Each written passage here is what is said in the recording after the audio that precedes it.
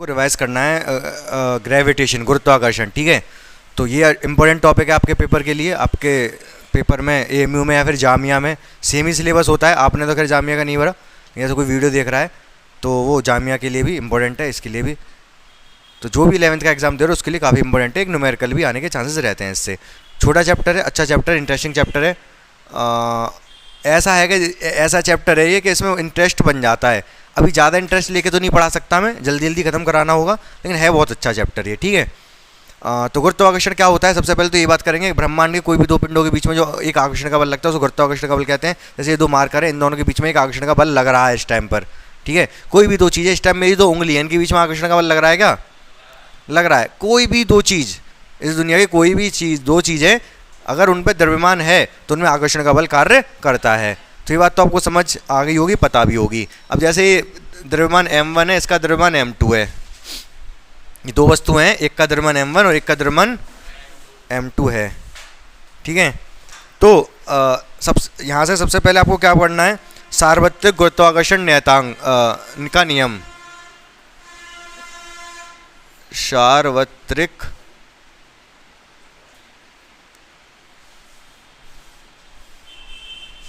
गुरुत्वाकर्षण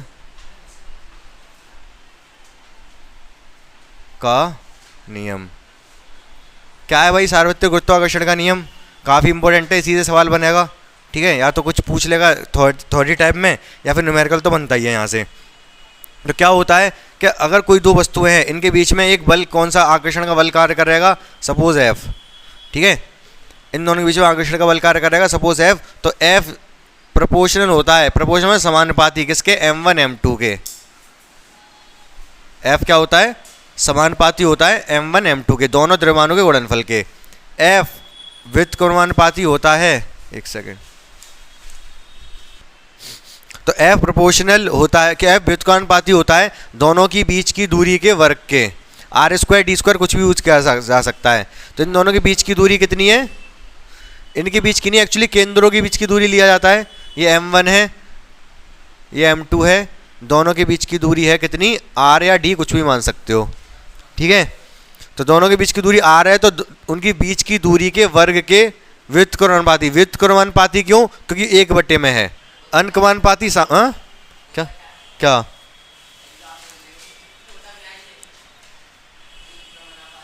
अरे यार, ये आज तक सुने नहीं क्या तुमने? ये छोटी छोटी चीजें हैं यार।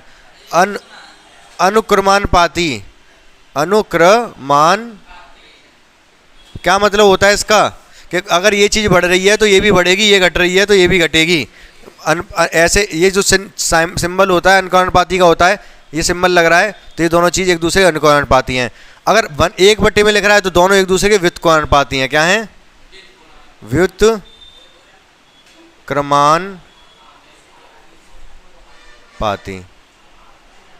ठीक है, तो दोनों एक दूसरे के व्युत्क्रमानुपाती होते हैं। समझ गए यहाँ तक? अगर इन दोनों को मिला दिया जाए, एक साथ रख दिया जाए, F प्रोपोर्शनल एक साथ रख दूँ तो M1 M2 तो ऊपर आ जाएगा, R स्क्वायर नीचे आ जाएगा। सही बात है? F proportional M1 M2 upon R square. अब ये अनुक्रमानुपाती साइन अगर मैं हटा दूँ, इक्वल लगाना चाहूँ, तो एक नियतांक जो लगाना पड़ता है, अनुक्रमानुपाती नियतांक। क्या बोलते हैं इसको? अनुक्रमानुपाती नियतांक। जब अनुक्रमानुपाती साइन हटाते तो ये लगता है M1 M2 upon R square. तो ये जी M1 M2 upon R square सही है, लेकिन ये G और आ गया। अब ये G का ही सबसे बड़ा खेल है। क्या बोलते हैं इसको? इसको बोलते हैं यूनिवर्सल ग्रेविटेशनल कांस्टेंट। क्या बोलते हैं? यूनिवर्सल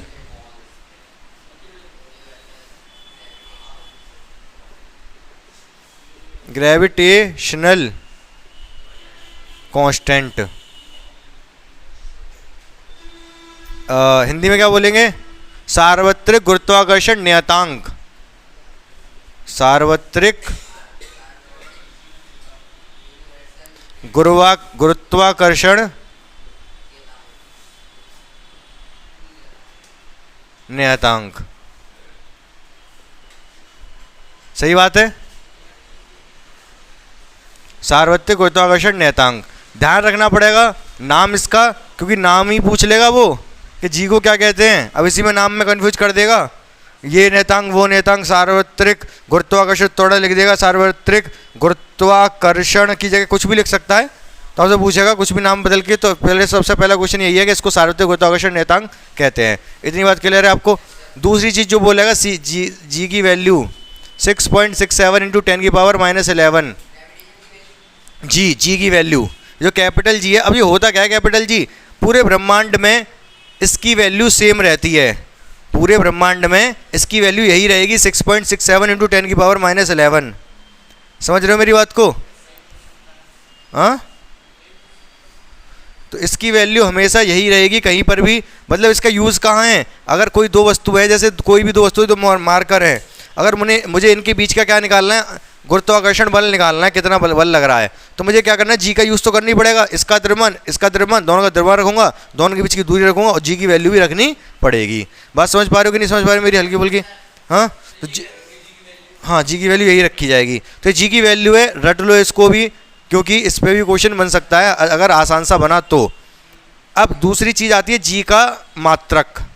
जी का, तो मात्रक से एक इंपॉर्टेंट क्वेश्चन बन जाता है। तो जी का मात्रक क्या होगा, कैसे निकलेगा, ध्यान से समझोगे। ये क्या है, बल, एफ बल का मात्रक क्या होता है, तो मैं इधर लिख के बता दे रहा हूँ। अगर मैं एफ को यहीं रखूँ, आर स्क्वायर को क्रॉस मल्टीप्लाई करके इधर ले आऊँ, आर स्क्वायर m1 m2 को गुणा करके नीचे ले जाऊँ, m1 m2, क्या बचेगा इधर, जी बचेगा केवल। सही बात है, ठीक है। तो एफ मतलब न्यूटन, आर मतलब मीटर स्क्वायर, आर का मात्रक मीटर, दूरी का मात्रक मीटर स्क्वायर, ये क्या है केजी गुणा केजी गुणा तो केजी स्क्वायर। तो क्या मात्रक बन गया जी का,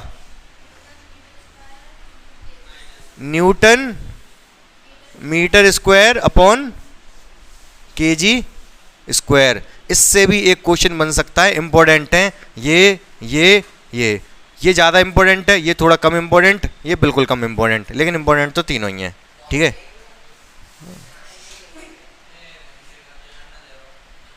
समझ गए कि नहीं समझ गए? ठीक है, तो ये सारा नोट कर लो फटाफट। क्या समझ, तो देखो अभी थोड़ी देर पहले मैंने एफ प्रोपोर्शनल m1 m2 लिखा था, एफ प्रोपोर्शनल 1/r² लिखा था कि नहीं? ठीक है, ये जो एफ प्रोपोर्शनल r² होता है ना, इसको एक और चीज बोला जाता है व्युत्क्रम वर्ग का नियम। क्या, व्युत्क्रम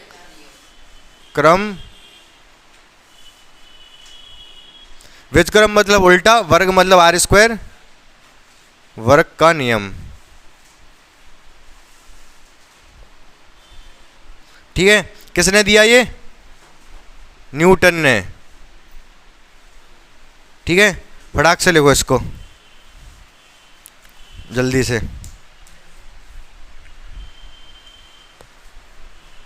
अब देखो कुछ क्वेश्चन पूछूंगा मैं इसी से रिलेटेड। एफ बराबर क्या बताया मैंने, जी m1 m2 अपॉन r², ये फॉर्मूला बताया ना मैंने, ठीक है।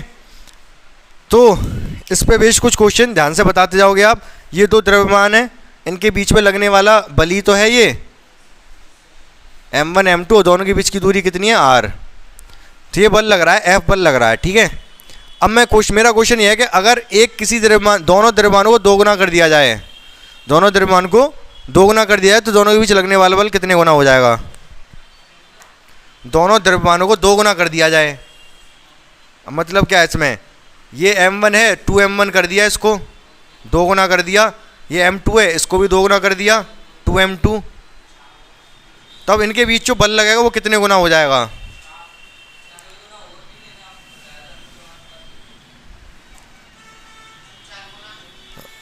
कैसे निकलेगा, पहले वाला बल है ये, पहले वाला जब दो गुना कर दिया तो ये 2m1 हो जाएगा, ये भी 2m2 हो जाएगा, 2 दूनी 4, 4 बाहर आ जाएगा, ये पहले वाला बल रह जाएगा, 4 गुना हो जाएगा कि नहीं भाई। 2 गुना ये करेगा, 2 गुना ये, कोई चीज़ गुणा में होती है तो पूरे एक, इसको 2 गुना करोगे तो पूरा 2 गुना हो गया, इसको 2 गुना करोगे 2 और आ गया, 4 गुना नहीं हो गया। समझ पा रहे मेरी बात को? तो दोनों द्रव्यमानों को अगर 2 गुना कर दिया तो बल हो जाएगा 4 गुना। समझ गए? किसी एक को केवल 2 गुना करे तो कितना हो जाएगा, ये 2 गुना कर दिया, ये उतना ही रखा, अब बल कितना हो जाएगा 2 गुना, इसको 2 रख रहा हूँ, इसको वैसा का वैसे ही 2 गुना, ठीक है। अगर मैं दोनों के बीच की दूरी को 2 गुना कर दूँ दोनों के बीच की दूरी को 2 गुना कर दो तो बल कितने गुना हो जाएगा?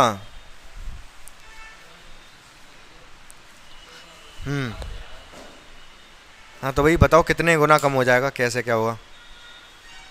भाई ये वस्तु हैं, सेम वस्तु रखी लेकिन इनके बीच की दूरी 2 गुनी कर दी, तो इनके बीच के बल में कुछ अंतर आएगा? कितना अंतर आएगा? 2 गुने का? नहीं, बहुत ध्यान से समझना मेरी बात को। अगर मैं बीच की दूरी कर दूं कितनी? 2 गुनी। ये कर दी मैंने 2r का स्क्वायर, तो 2 का स्क्वायर कितना होता है? 4r square. तो बल कितना हो गया? नीचे 4 आ गया, 1/4 हो गया। ये नया वाला है, न्यू कर लो इसको, न्यू। 2r रखने, ये ओल्ड है, ये न्यू। तो 4 हो गया, ये पुराना वाला, ये तो पुराना वाला।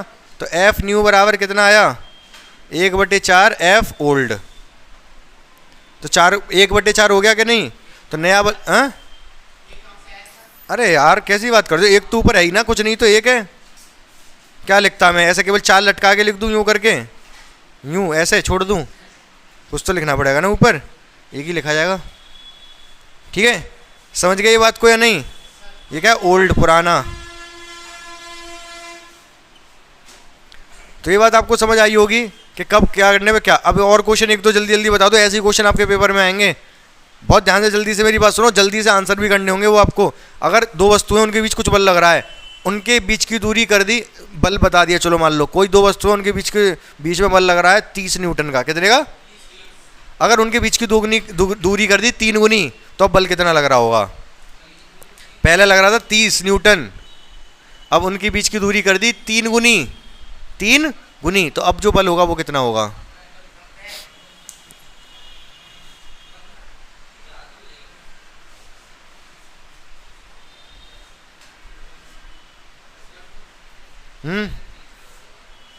बोलो जल्दी बोलो। क्या? 1/30? अरे बहुत ध्यान से सुनो यार, आप लोग पता नहीं कैसे बच्चों, 3 गुनी कर दी ना दूरी, यहाँ पे 3 हो जाएगा इस बार। अब सोचो, दिमाग पे लेके आओ, 3 आएगा ना, ये 3 का स्क्वायर 9, बटे में 9 आ रहा है, समझ रहे हो? 3 गुनी कर दी मतलब 3r कर दी, तो बटे में 3 का स्क्वायर 9 आया कि नहीं? तो बटे में 9 आएगा, मतलब जो पहले वाला था उसका बटे में 9 आ जाएगा। काट दो, 3 से कट रहा है 10 बार, 3 से कट रहा है 3 बार, 3.33 न्यूटन। समझ पाए कि नहीं समझ पाए? तो अगर जैसे आप 3 गुनी कर रहे हो बीच की दूरी, तो बल क्या हो जाएगा? 3 का स्क्वायर 9 गुना कम डिवाइड में 9, क्योंकि आर तो नीचे आता है ना, आर नीचे आता है तो डिवाइड में 9 जाएगा, और द्रव्यमान बढ़ाओगे तो वो गुणा में जाएगा। समझे नहीं समझे कंसेप्ट को? 100% समझ आ गया अच्छी तरीके से?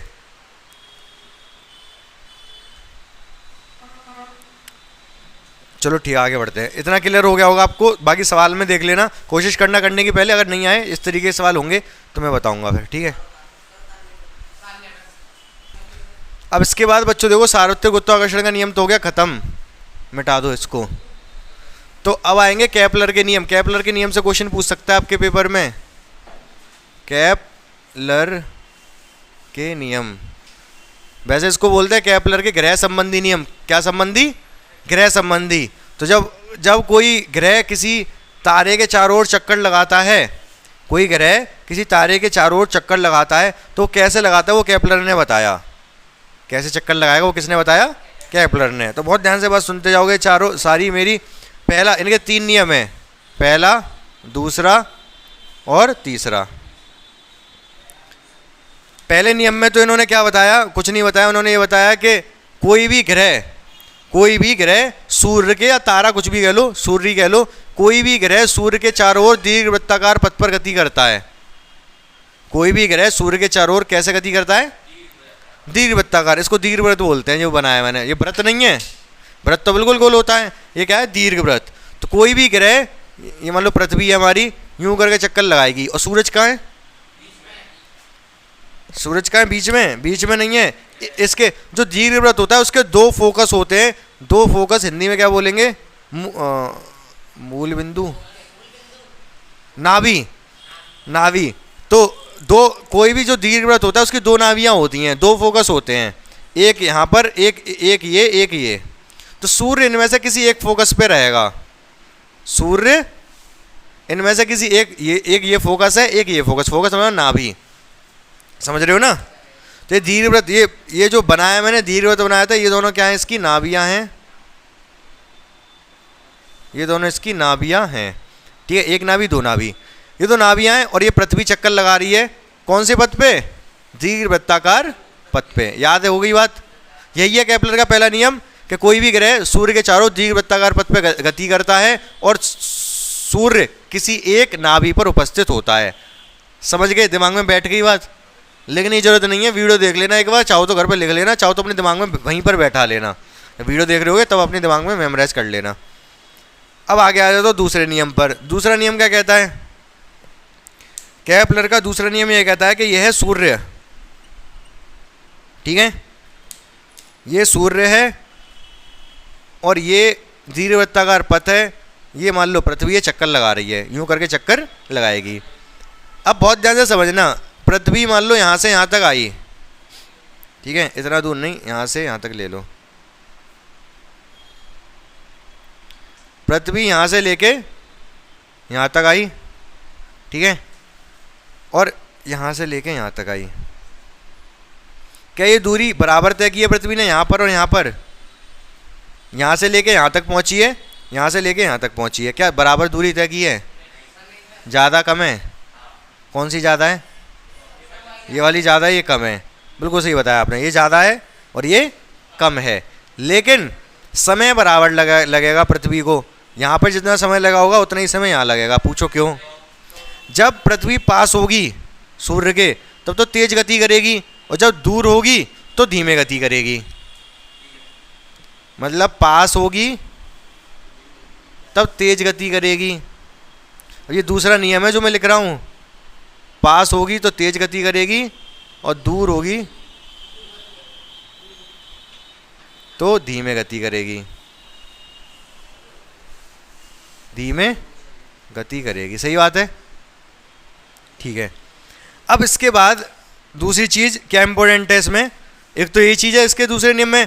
दूसरा ये मोस्ट इंपॉर्टेंट लाइन ये है, मेन लाइन ये है कि अगर हम सूर्य से पृथ्वी को मिला दें तो एक रेखा बनेगी।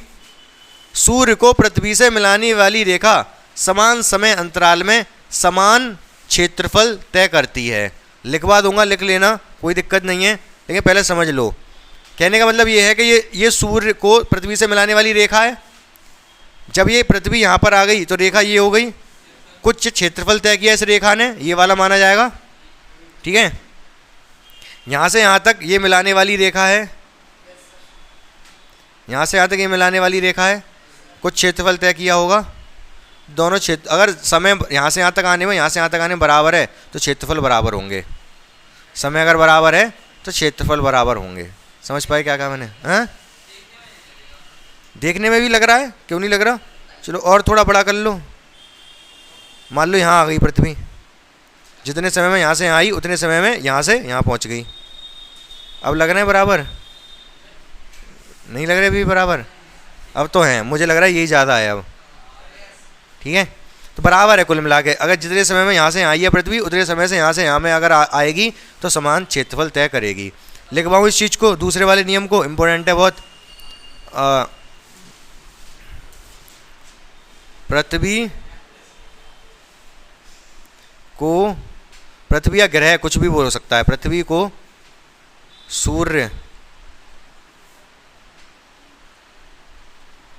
सूर्य से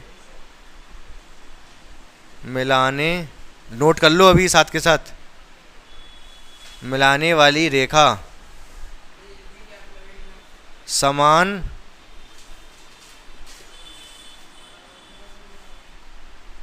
समय अंतराल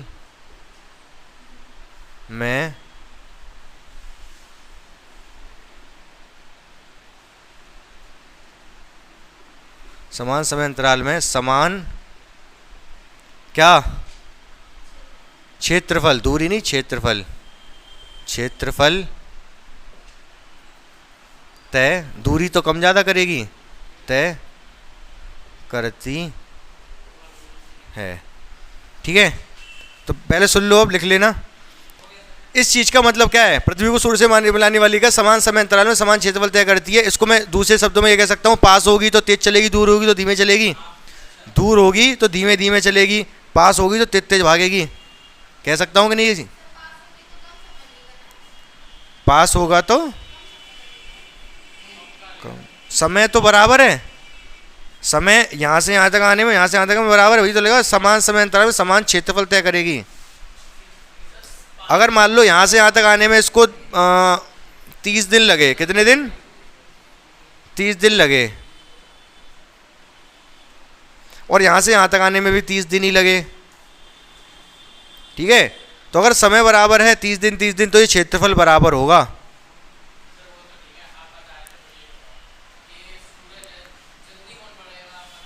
जल्दी क्या? मैं ये कह रहा हूँ जब पास होगी तो तेज चल रही है, देखो ना इतने 30 दिन में यहाँ से यहाँ पहुँच गई, यहाँ 30 दिन में यहाँ से यहाँ तक आ पाई है केवल, तो पास होगी तो हाँ? अरे चल भी तो दूरी ज़्यादा गई ना, चल भी तो दूरी ज़्यादा गई। तुम कह रहे हो कि पास है तो तेज चलेगी, कम समय लगेगा। कम समय, समय की तो बात ही नहीं कर रहा, समय तो बराबर रख रहा हूँ मैं, समय तो बराबर रख रहा हूँ। बराबर दिन है, यहाँ तेज चल रही है तो उतने ही समय में यहाँ बहुत ज़्यादा चल गई, देखो यहाँ से यहाँ तक चल गई, यहाँ पर उतनी ही समय में इतना ही चली केवल। नहीं, वो अलग चक्कर है। फिलहाल तो ये केपलर के नियम गलत है, मैं बता दूँ तो आपको। ये जो केपलर के नियम है, इन्होंने जो बताया कि सूरज एक फोकस पे होता है, ऐसा नहीं होता। दीर्घवृत्ताकार पथ पर गति करता है ग्रह, वो ठीक है। जो ग्रह है कैसे दीर्घवृत्ताकार पथ पे गति करता है, वो बात सही है, लेकिन सूरज केंद्र में होता है। कहाँ होता है? केंद्र में होता है, एक उस पर नहीं होता, एक नाभि पर। लेकिन ऐसा नहीं है कि इन्होंने गलत बताया। ये क्या केपलर वगैरह के इनके पास दूरबीन होती है, दूरबीन बनाते थे, दूर दूर ग्रह देखते थे, कहाँ पर ग्रह कौन सा है, कौन सा सौर मंडल है, कौन सा दूसरा तारा मंडल है।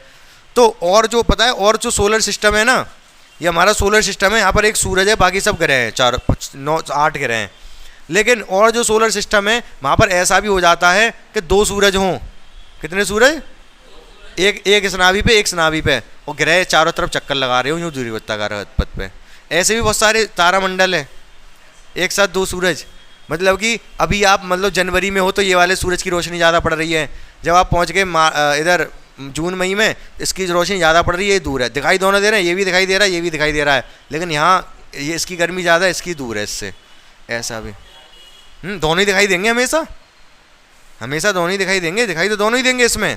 इस अब अगर तारा मंडल में चले जाते हो, सौर मंडल में चले जाते हो, तो यहाँ पर हो सकता है ये वाला ना दिखाई दे, यहाँ पर हो सकता है ये वाला दिखाई दे, बाकी दोनों ही दिखाई देंगे। क्या क्या ये दोनों दिखते हैं भाई? साइंटिस्ट वगैरह जो देखते हैं, दूर दूर की चीज़ें देखते हैं, वो कैसे से देखते हैं? दूरबीन, उन्होंने टेलीस्कोप बना रखे होते हैं ना। एक जैसे हमारी जो वो है गैलेक्सी, वो कौन सी है? आकाशगंगा, मिल्की वे है कि नहीं? ये हमारी क्या है? गैलेक्सी है, मिल्की वे। गैलेक्सी मतलब समझ रहे हो, बहुत सारे तारों का झुंड, ठीक है ना। तो इतने दूरबीन बनाए जा चुके हैं, दूसरी गैलेक्सी भी देखी जा चुकी हैं कि हमारी गैलेक्सी मतलब ऐसे समझो बहुत सारे तारे, बहुत सारे सूरज यूं करके ऐसे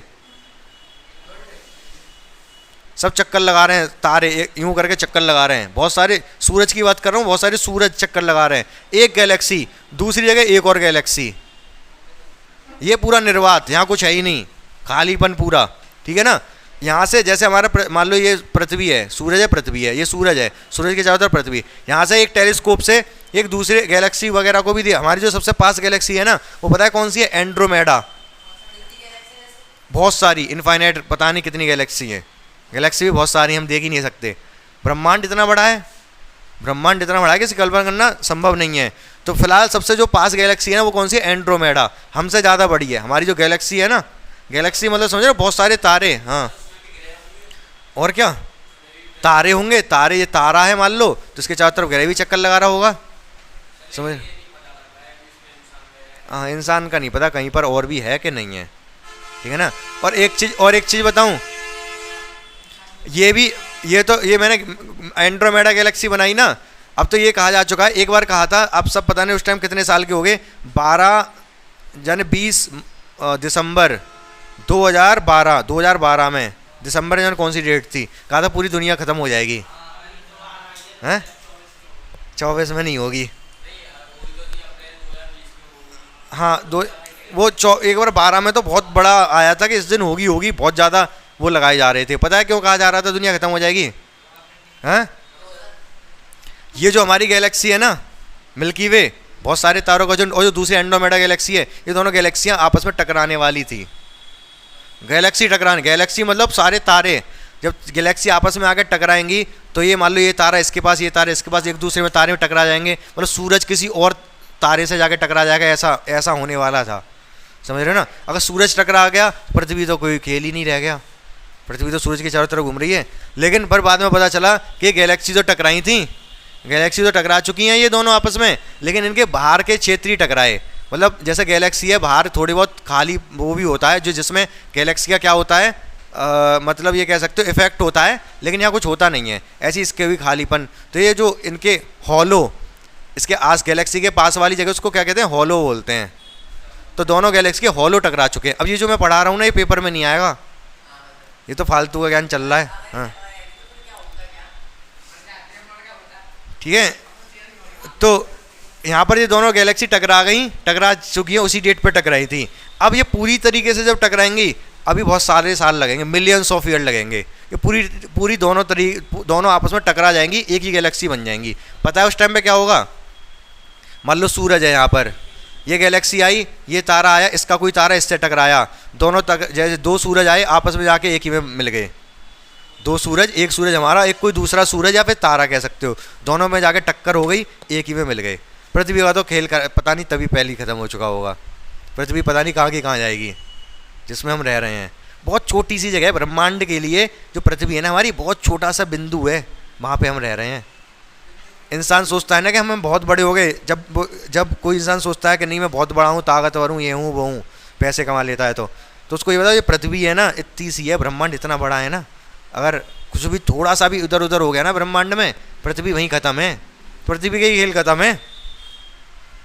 कोई उल्का पिंड आके टकरा गया ना पृथ्वी से, खेल खत्म है पूरी पृथ्वी का। डायनासोर जैसे मरे थे एक बार, उल्का पिंड तो टकरा गया था पृथ्वी से।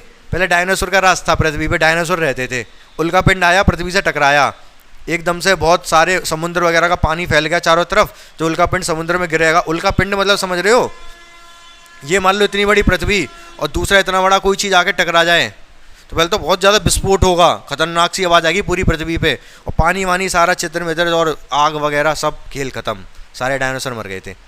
हम लोग जीवित रह गए, मतलब फिर उसके बाद उसी टाइम पे जब डायनासोर मरे थे ना, उस टाइम पे समुद्र में जो हमारे जो पूर्वज रहे होंगे, तो उसमें क्या थे, थोड़ा मछली टाइप के थे वो, ठीक है ना?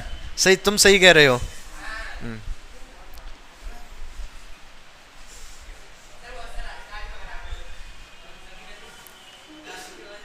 तो जो समुद्र में हमारे जो वो थे वो रह गए थे, पूर्वज कह सकते हो, तो छोटे छोटे कीड़े मकोड़े टाइप के थे वो। फिर जैसे ही वो जब शांत हो गई, पृथ्वी पूरी शांत हो गई, मतलब कि सब कुछ ठंडा माहौल हो गया, तो ये पूर्व जो ये लोग आके निकल के आगे धरती पे चलने लगे, तो पहले तो कीड़े टाइप के थे, पहले तो गिलहरी टाइप कह सकते हो, फिर धीमे धीमे करके विकसित होते गए, फिर जाके आज इंसान ऐसा बन गया जैसा आप देख पा रहे हो। ठीक है, पहले वो थोड़ा वैसी शेप में आया, बंदर की शेप में, फिर सीधा खड़ा हो गया। बहुत दार फालतू की बात हो गई, अब आगे आ जाते हैं।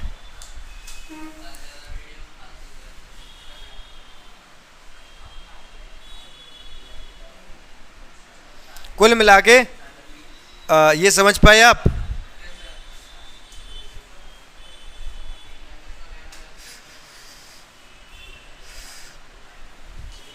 तो दूसरा नियम क्लियर है? यहाँ से कुछ भी क्वेश्चन बन जाएगा तो लिख लोगे आप, ठीक है?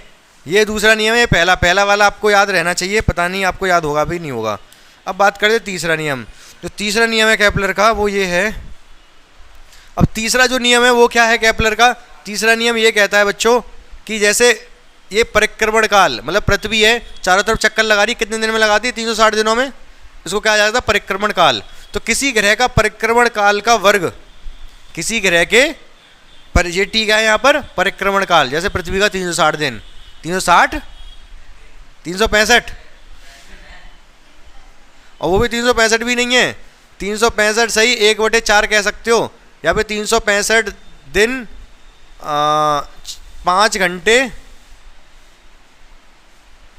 365 दिन 5 घंटे और शायद 56 मिनट, ये है परिक्रमण काल पृथ्वी का। क्योंकि एक लीप ईयर आता है ना, लीप ईयर आता है, वो उसी को 1/4 एक्स्ट्रा दिन होता जाता है, फिर उसी में एडजस्ट कर देते हैं लीप ईयर में।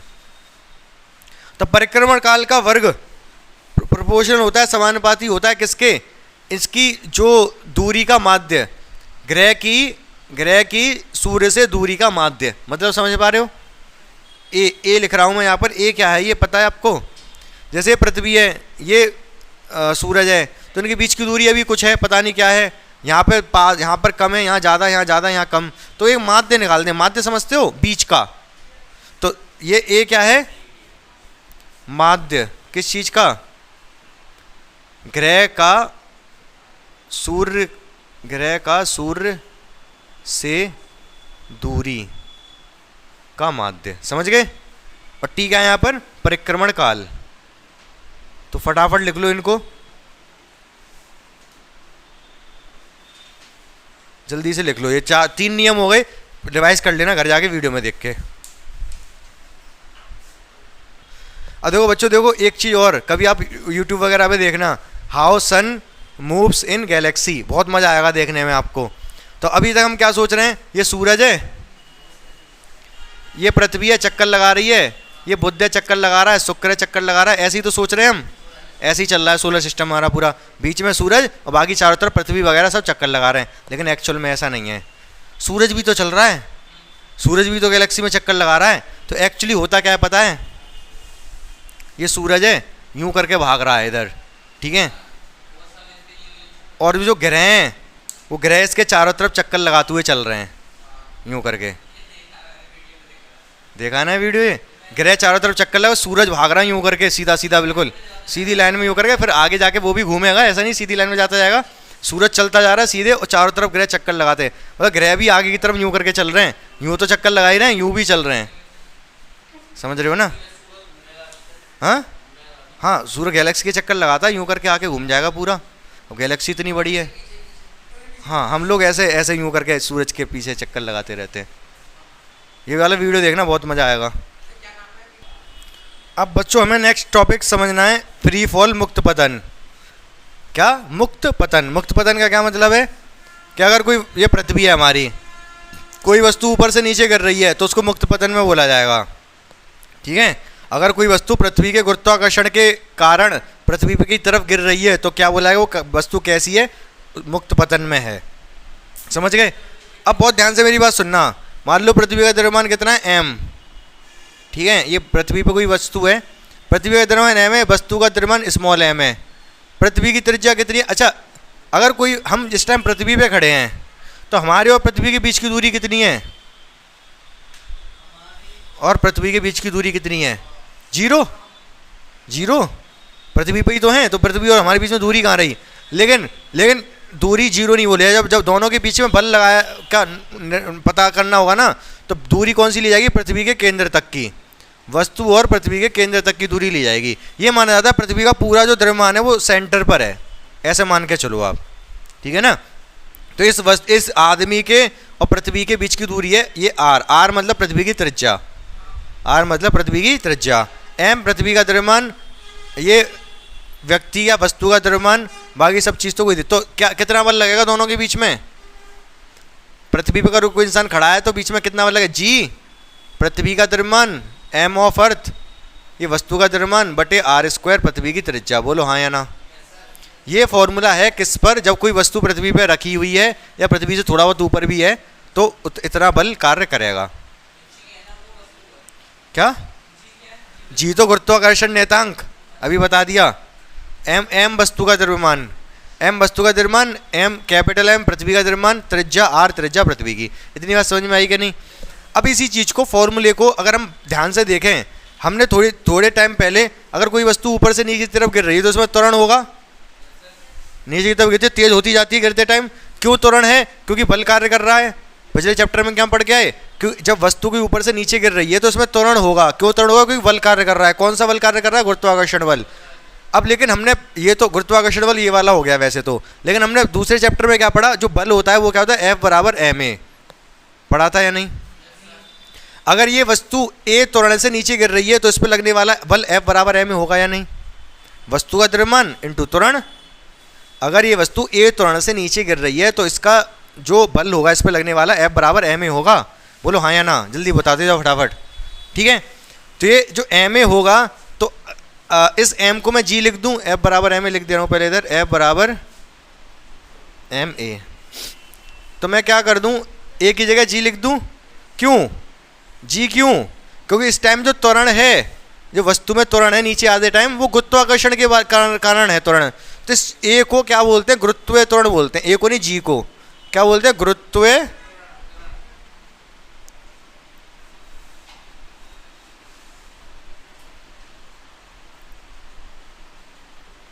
गुरुत्वीय त्वरण बोला जाता है इस चीज को। ठीक है, तो अब इतना क्लियर है आपको? a की जगह g रख दिया, क्यों? क्योंकि नीचे की तरफ वस्तु आ रही है पृथ्वी की तरफ, तो a की जगह g रखा जा सकता है। ये बल भी गुरुत्वाकर्षण बल है, क्योंकि वस्तु, हमने ये न्यूटन के नियम से लिया, ये वाला फॉर्मूला कहाँ से लिया, न्यूटन के नियम से। ठीक है, और ये गुरुत्वाकर्षण का नियम है ही है, ये गुरुत्वाकर्षण का नियम है ही है। दोनों जो F है एक ही चीज़ है ना, दोनों जो F हैं, ये वाला F ये वाला एक ही चीज़ है, G m upon r square. समझ रहे हो क्या किया मैंने ये? हाँ, तो इस m से ये वस्तु का m काट दिया तो स्मॉल g आया, गुरुत्वीय त्वरण g क्या होता है, gm upon r square, gm upon r square. ये क्वेश्चन आपके में बन जाएगा।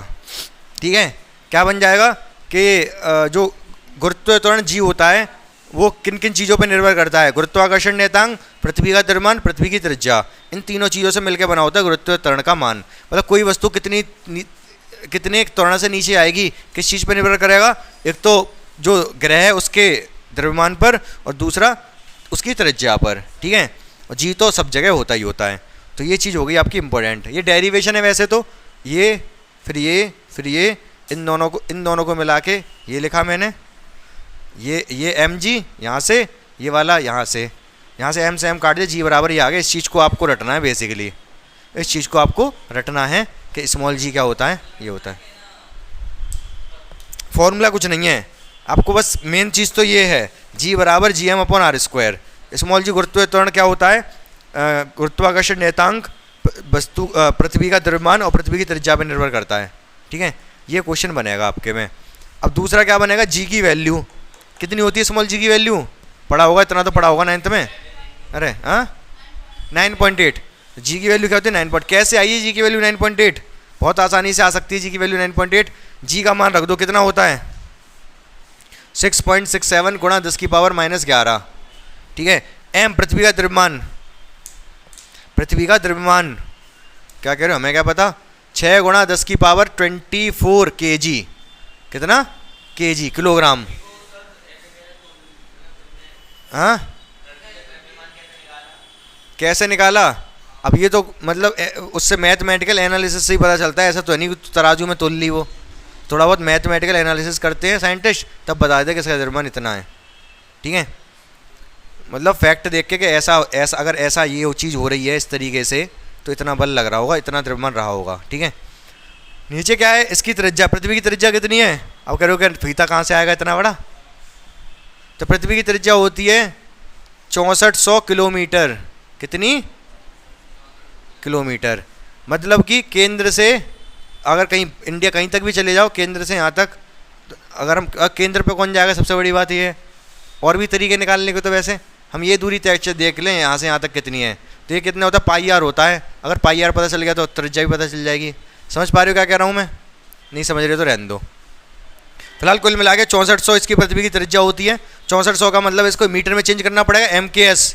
क्या बताया था मैंने, MKS ये किलोमीटर है, मीटर में चेंज करना पड़ेगा। कितना आ जाएगा मीटर में, ये 3 जीरो और लग जाएंगे, किलोमीटर से मीटर के लिए 3 जीरो और लग जाएंगे। कितने जीरो, 5 जीरो और ये 4, 6.4 10 की घात 6। बोलो हाँ या ना, कितना आ गया मीटर। और ये R स्क्वायर है, क्योंकि इसमें कितना है R स्क्वायर, ध्यान से देखते रहना एक एक चीज़ को। तो 6.4 गुणा 10 की घात 6 6.4 गुणा 10⁶ समझे क्या किया मैंने? हाँ या ना? करना नहीं है आपको पेपर में, बस थोड़ा बहुत पता होना चाहिए इसलिए बता रहा हूँ। आपको ध्यान क्या रखना है? आपको ध्यान रखना है पृथ्वी का द्रव्यमान, डायरेक्ट क्वेश्चन बन सकता है, ठीक है। पृथ्वी की त्रिज्या, डायरेक्ट क्वेश्चन बन सकता है। ये तो मैंने लिखी किलोमीटर में और ये लिखी मैंने मीटर में, ठीक है ना। इसको जब पूरे को सॉल्व करोगे, अब मैं सॉल्व नहीं करूँगा इसको, जब आप इस पूरे को सॉल्व कर लोगे तो जी का मान कितना आएगा? 9.8 मात्रक क्या रहेगा जी का? मीटर प्रति सेकंड स्क्वायर। क्यों? क्योंकि त्वरण है ये, त्वरण का मात्रक क्या होता है? मीटर पर सेकंड स्क्वायर। तो इसलिए जी का मान कितना निकल के आया? 9.8। किससे निकल के आया? इस वाले फॉर्मूले से। ये वाला फॉर्मूला कहाँ आया? ये गुरुत्वाकर्षण नियतांक से, और ये F बराबर m न्यूटन के नियम से। समझ में आ गया तो ठीक है, नहीं तो इस पर ध्यान दो, इस पर ध्यान दो। ये वैल्यू रखी, सीधे सीधे इस पर ध्यान दो, बात खत्म करो। इसको रटो और इसको ध्यान में रखो, ठीक है। आगे बढ़े फिर, ठीक है। तो बच्चों अब ध्यान से सुनो। तो क्या रह गया आपका इसमें? एक छोटी सी बात ये समझ लो पहले तो, कि जैसे अभी मैंने F बराबर mg बताया, आपको बताया क्या नहीं? मतलब कि पृथ्वी और किसी वस्तु के बीच लगने वाला बल, पृथ्वी और किसी वस्तु के बीच लगने वाला बल इस फॉर्मूले से निकाला जा सकता है, ठीक है ना। वस्तु का द्रव्यमान रखो। अगर मैं ये कह दूँ कोई वस्तु है जिस पृथ्वी पर रखी हुई है, इसका द्रव्यमान है 100 kg। कितना? 100 kg। तो इस पर कितना बल, इसके और पृथ्वी के बीच में कितना बल लग रहा होगा? इसके और पृथ्वी के बीच में कितना बल लग रहा होगा? F बराबर mg। m कितना है? 100 और g कितना है? 9.8 अभी बताया मैंने। कितना आ जाएगा? एक तो जीरो हटाने में जाएगा 980 न्यूटन। तो बल कितना आ गया? 980 न्यूटन। बोलो हाँ या ना? बोलो, क्लियर है इतनी बात? अब ये जो बल होता है, जो वस्तु और पृथ्वी के बीच में जो बल लग रहा है, यही तो भार है। यही वस्तु का क्या है? भार। अगर मेरा कुछ भार है, मेरे भार का क्या मतलब है? वजन। और वजन का क्या मतलब है? पृथ्वी और मेरे बीच में जितना बल लग रहा है। भाई मेरा जो वजन मुझे फील हो रहा है, वो वजन क्यों फील हो रहा है? जितना पृथ्वी और मेरे बीच में बल लग रहा है वही तो मेरा वजन है, ठीक है ना। तो बस W F के बराबर ही होता है। तो W बराबर क्या हो गया? mg। भार बराबर कितना? mg। बात समझ पाए कि नहीं समझ पाए आप? तो ये मैंने एक्चुअली F ना निकाल के कह सकते हो भार ही निकाला, कि अगर आपको m दे रखा हो, g की वैल्यू तो आपको पता ही है, तो आप आसानी से किसी का भार निकाल सकते हो। ये बात समझ में आई कि नहीं? ठीक है। अब दो चीज़ें और ध्यान रखनी है आपको। एक तो ये ध्यान रखना है चंद्रमा पर जो जी का मान कहाँ पर? मून पर 1/6 होता है। कहाँ का? चंद्रमा का, अर्थ, ई फॉर अर्थ। तो चंद्रमा पे जी का मान कितना होता है? 1/6 ऑफ अर्थ। नहीं समझ में आई बात? मतलब चंद्रमा पे जो जी का मान, जो जी की बात 9.8 रखा ना मैंने, जी बराबर 9.8। ये कहाँ पर है जी का मान? पृथ्वी पर। पृथ्वी के लिए है, पृथ्वी के लिए गुरुत्वीय त्वरण ये है। पृथ्वी के लिए गुरुत्वीय त्वरण ये है कि कोई वस्तु पृथ्वी पर गिरे तो त्वरण से नीचे आएगी। लेकिन चंद्रमा पर 1/6 होगा। 9.8 का 1/6, 6 से भाग दे दो, 1.6 जो भी आया आगे, तो ये 1.6 ही होगा चंद्रमा पे। तो केवल पृथ्वी का 1/6, इतना ध्यान रखना है, समझ गए। भार, किसी वस्तु का भार चंद्रमा पे कितना होता है? 1/4 कहाँ का? अर्थ का। समझ पा रहे हो क्या कहा मैंने? हाँ, नहीं भार तो 6 ही रहेगा, 1/6 ही रहेगा। अगर जी की वैल्यू कितनी है? जी की वैल्यू 1/6 है तो भार भी 1/6 ही रहेगा। पूछो क्यों?